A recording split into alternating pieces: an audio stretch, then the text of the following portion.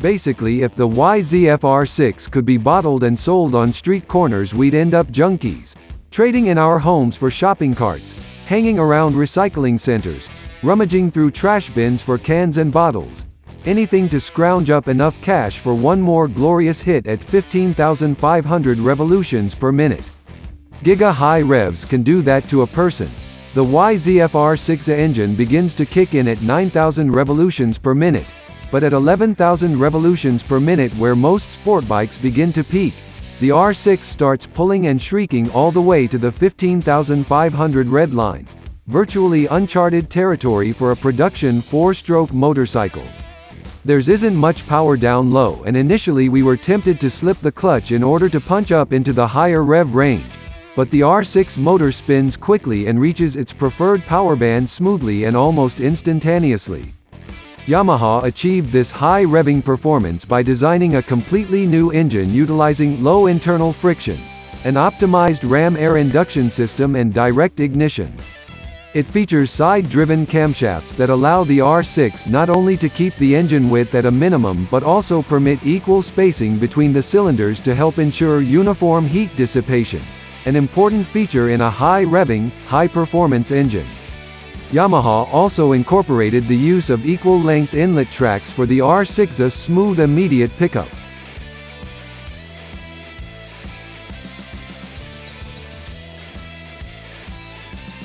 Yamaha says all this adds to a claimed 120 horsepower with ram air at the crank or 108 bhp stationary.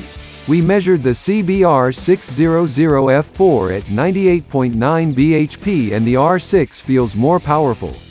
For you power junkies, expect about 107 bhp measured on the dyno and a little more at speed with ram air. That's an astronomical figure for a 600cc engine, making the R6 the world's first 600cc production 4-stroke motorcycle producing over 100 bhp in box stock form. Another feature of the R6 engine is the one-piece crankcase that makes the engine not only smaller and lighter but stiffer, allowing it to act as a fully stressed member of the new chassis. A lighter aluminum, twin-spar deltabox frame with a 3-axis layout gives the YZF R6 the shortest wheelbase in its class. The compact engine also allows for the use of an extra long swing arm for better stability. The side-driven camshafts kept the engine width low and allowed equal space between the cylinders for matching heat dissipation. The effective engine cooling and heat dissipation were crucial in the new motor being a high-revving, high-performing unit.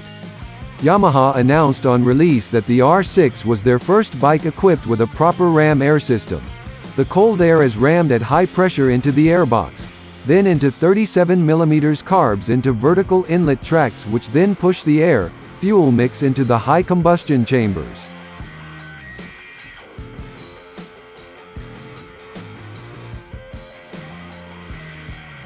Yamaha built the R6 with a light aluminum, twin-spar, deltabox frame, and the compact engine allowed an extra long swing arm.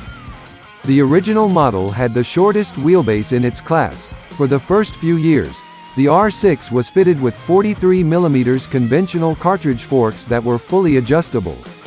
In 2005 the model got KYB inverted forks. Inverted forks were then used until the last model year, but the brands varied with Kayaba producing them for the previous generation.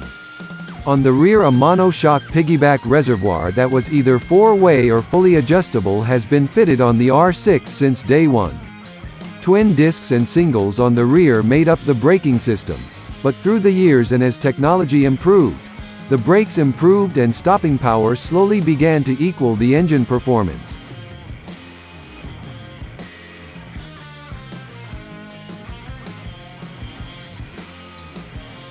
So we know the bike has the power and a chassis to contain it. But what does that equate to on the road or track? Well, it is simple. Regardless of the model year, the R6 handles like the proper sports bike. Yamaha is a race winner. They dial into their race development to produce great handling sports bikes. In the case of the R6, this was essential as they wanted to beat off any competition. Arguably the 2017 model onwards is the best handling R6, and adding rider aids like traction control, ride modes and ABS as standard further improves rider safety. The latest model gave great feedback and feel. The brakes were up to stopping the bike with ease, and the chassis was agile, compact and lightweight. Although earlier editions can all likely stand up to the later bikes, particularly if you aren't bothered about rider aids. The model is known as easy to ride and control. You can throw it into bends as much as you are comfortable doing and straighten it back up with ease. Precise steering and increased agility improved by the mid-2000s with better suspension, lighter chassis and refined geometry.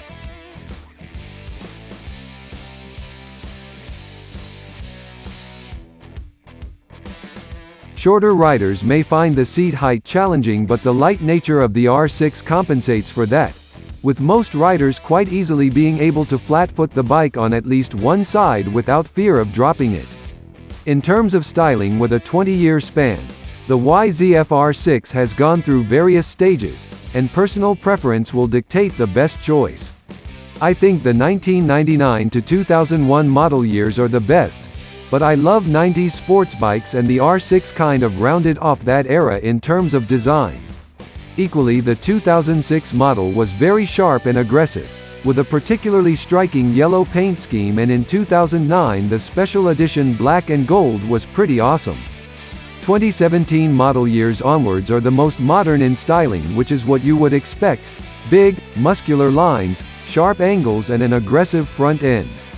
Although I would argue that the R6 during this period looked like pretty much any other sports bike out then, with only the standard Yamaha blue indicating what it was.